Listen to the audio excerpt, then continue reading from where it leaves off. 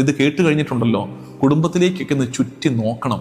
നമ്മുടെയൊക്കെ വീട്ടിലുണ്ട് ഒരു ഭർത്താവ്, ഒരു ഭാര്യ, ഒരപ്പൻ, ഒരമ്മ, മറിയത്തെ പോലെ സ്നേഹിക്കുന്നവർ, ഒന്നും മിച്ചം വയ്ക്കാതെ സ്വന്തം ജീവനും ജീവിതവും മറ്റുള്ളവർക്ക് വേണ്ടി ഉടച്ചൊഴിക്കുന്ന ഒത്തിരി ജന്മങ്ങൾ നമ്മുടെ വീട്ടകങ്ങളിൽ തന്നെ നമുക്ക് കാണാൻ പറ്റും.